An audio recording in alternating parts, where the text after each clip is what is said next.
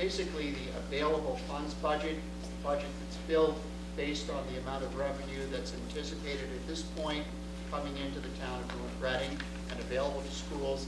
And then I'll talk about the school committee's recommended budget and some of the priorities that myself and the administrative team are recommending to the school committee. So I'm going to turn this over to Mr. Nelson, who's going, and then we'll end, by the way, with major pleasure tonight on questions and answers from the audience. And I have been asked, given our new cable setup, that if you do have a question, it's really important that you use a microphone. If you're able to come to the microphone here, that would be fine. Otherwise, we'll see if we can bring a microphone to you. So I'm going to turn this over to Mr. Nelson.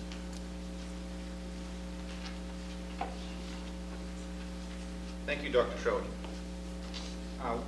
Did everyone pick up a sheet from the table as they walked in? What I'd like to do is, as we kick off this meeting, provide you a little context for the remainder of this evening's discussion. If you would refer to the top sheet that's entitled FY09 Budget Drivers, I'd like to speak to that. The process by which the school department creates its budget is a lengthy one. On an annual basis, we generally begin preparing for the following school year just about the time the previous school year begins. So this year, in the month of October, we began formulating next school year's budget. Next school year, for the purposes of discussion, is fiscal year 2009, or FY 209. So, on the sheet in front of you, you can see what this year's budget is. On the very top row, FY 08 budget, $20,701,000. The proposed FY 09 budget is shown at $21,886,000. That figure is what we're calling the status quo budget. And as I said, we spend a lot of time trying to determine and to quantify what the costs of the following school year is going to be. The manner in which we do that is for the administrative team to research and review all of the expenses that we're currently budgeting for and begin at the same time to project what those same things will cost next year. So, for example, in the area of building maintenance, we look to see what we project next year's utility costs to be. Grounds materials, building materials. We look at what we're spending this year, what we spent last year, and project that 1 year ahead. The same thing happens in all the school buildings, all 5 school buildings. The principals are involved with making determinations for what it would cost to do the same thing this year, next year. The same thing happens in our special education area, whereby we take a very detailed analysis under the leadership of Christine Danjou to determine what the cost will be to provide services to each and every student who requires services. Same thing happens in technology and all across the board. We do the same thing with salaries, of course, because we generally know, particularly this year in the case of teachers, we know what next year's collective bargaining contract is going to be because we've signed and settled that. So we're able to pretty much to a very exact figure determine what next year's costs will be. So the development of the status quo budget is a careful, detailed analysis. So that's a little bit of a description of how we do it. Now let's continue down the page. The increase in dollars is $1,185,000, which constitutes a 5.73% increase. Well, that's a fairly large increase when you're talking about not even doing anything different. Once again, remember, the status quo budget for us is to replicate this year's services next year. In the status quo budget, there are no new personnel, there are no new programs. Merely, it is a continuation of the level of services that we're currently experiencing. The status quo budget, for example, continues Wednesday off on a K through 8 basis. Once again, status quo means the same as this year. So that's a little discouraging. Before you're even able to do many of the things you want to do, you're already at a 5.7% increase. Now let's look at where that 5.7% comes from. In that box entitled Budget Drivers is a description of where that comes from. The primary contributor to the increase for next year are step and scale increases for current employees. Even though our plans are not to hire any additional employees within the status quo scenario, we do know what it will cost to provide contract increases to that group. By the way, our employees constitute 82% of our total budget, so the vast majority of our resources go there. As you look across that table, you can see that 78% of the annual increase is devoted to step and scale increases for current employees. The salary structures that North Reading Public Schools has in place for all of our employees is very standard. As we approach all of our collective bargaining for all of our contract negotiations with all of our employee groups, we very carefully survey our surrounding and contiguous towns so that we know that our salary scales are similar to those around us, and I can assure you they are. The second row under budget drivers is special education. As I noted earlier, we very carefully this fall quantified and analyzed the cost of providing special education services to our students. We do know of some increases in our student population in that area, and that is the second major contributor to the status quo budget. As you can see, 28% of the increase is explained by special education. And when I say special education, I'm referring to both tuition, services, and transportation. The remaining contributors to the budget driver situation are really negligible. Through some aggressive efforts, in energy conservation, our heat and utilities are forecast to be nominal next year, less than 1% of the increase, which is really, I think, a testimony to much of the work we do to keep those costs down. And the other contributors, including expense budgets for the schools, things of that nature, they don't even show up here. So we, in effect here, have two major contributors to our increases each year.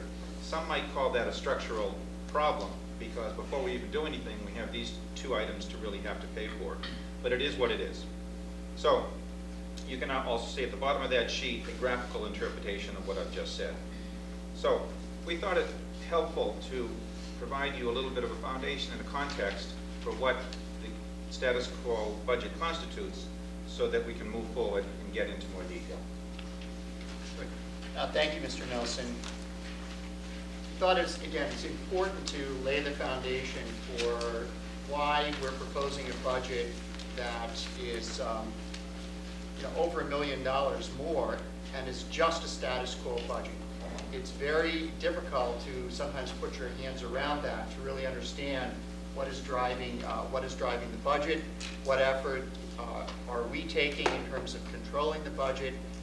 However, in my judgment, as we compare ourselves to other school districts, when you see where North Reading falls on a list of per pupil expenditures, and you see that it is 13th, at least in FY06, 13th from the bottom of all cities and towns, I think it puts that whole budget process into perspective and really addresses the question, is the school department being efficient and making good use of the money that it has?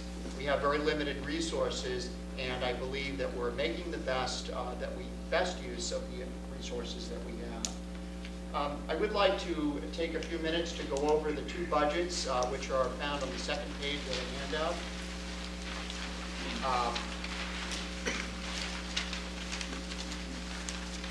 You should be looking at a sheet that has in the upper right-hand corner the date 3/10/2008, today's date, and you should see three different columns across the top.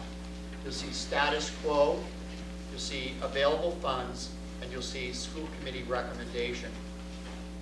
I'd like to say at this point, based on the ongoing and significant work of the finance planning team, led by Mr. Mercieri, who is chair of the Board of Selectmen, and also the discussions that are coming out of the Board of Selectmen, as well as the efforts of the North Reading United for Education and the conversations that are being initiated in North Reading.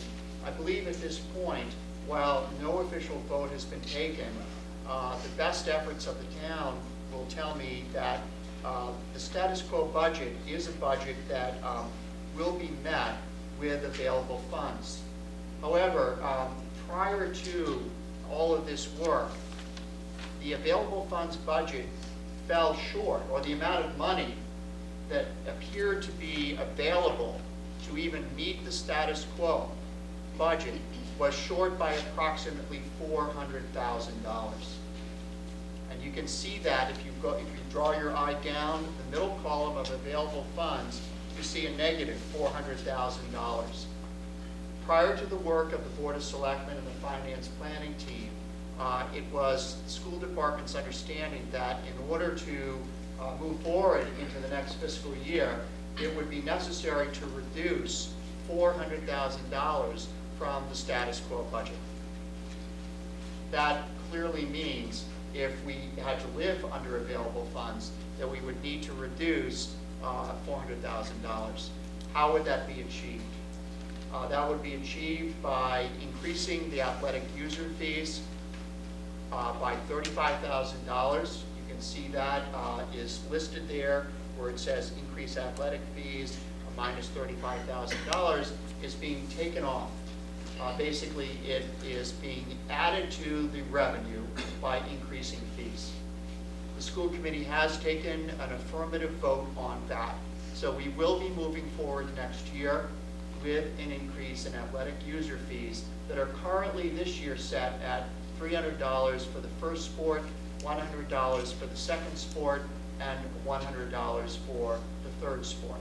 So we're not sure how we would implement that increase in athletic user fees, but we predict that it will add approximately $100 over the span of 3 seasons. And the school committee will be hearing a recommendation from me later on in the spring as to how we will move forward with that. The other $365,000 that you see as a negative number on the available funds column would have been the reductions that would have been necessary to close the gap between the available funds budget and the status quo. And that translates into 7.8 positions. A further reduction from the current level of staffing, which can be further broken down if you look at note 2, would have meant a reduction of 6.5 teachers, 1 custodian, part of a secretary, and the reduction of the assistant principal here at the middle school by 10% of his time, or that position's time. The net yield for all of that would have been $365,000. So I say that tonight, even though I'm very confident that there will be significant action taken by the town to make up that difference, to close the gap.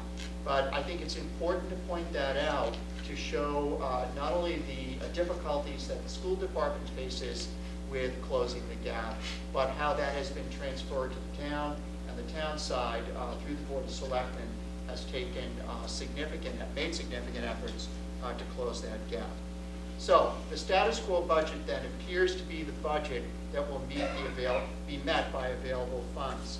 But as Mr. Nelson indicated, it is a budget that adds no additional staff into FY09, into the next school year, so that we can anticipate every program cut that was made last June will be carried forward into next year. So that, again, a recap on that would list out the Wednesday afternoon early release, the daily study halls in our middle school, continuing with increased class size in our high school and in our middle school, the reduction in our music, art, physical education, health, elementary libraries, middle school libraries, elementary computer labs, and system-wide technology support. All of that will continue. And I'm going to be asking the principals in a few minutes to be talking about what that impact means, or what the impact has been this year from their eyes on the quality of education in North Reading. So it does not move us forward. And again, I think that it positions North Reading in a very, very difficult position. As a school district that is funded 13th from the bottom